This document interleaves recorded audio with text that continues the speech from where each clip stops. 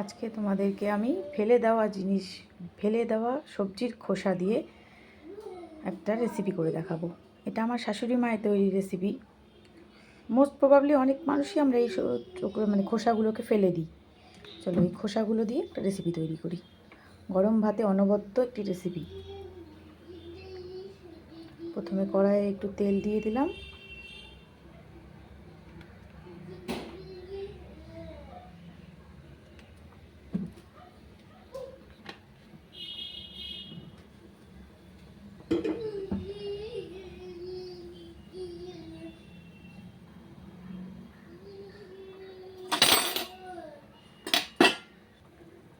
তেলটা গরম হয়ে গেছে, এবার ওর মধ্যে সামান্য কালো জিরে,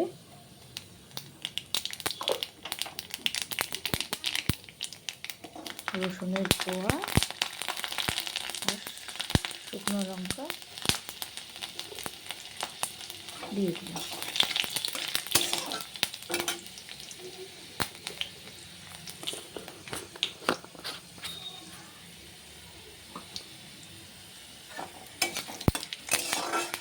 একটু নেড়ে দেবো আলু আর পটলের খোসা, যেটা আমরা সবাই ফেলে দিই, সেইটাকে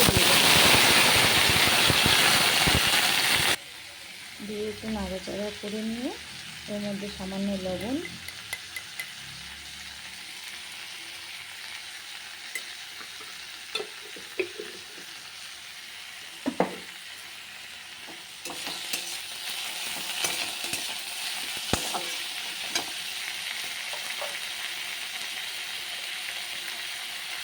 সামান্য হলুদ গুঁড়ো দিয়ে দেবো।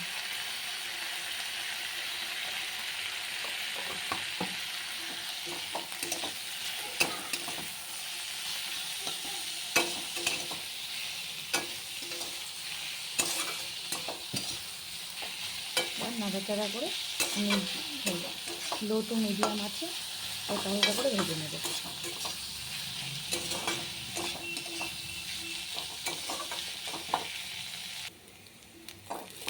অনেকটাই প্রায় ভাজা হয়ে এসেছে।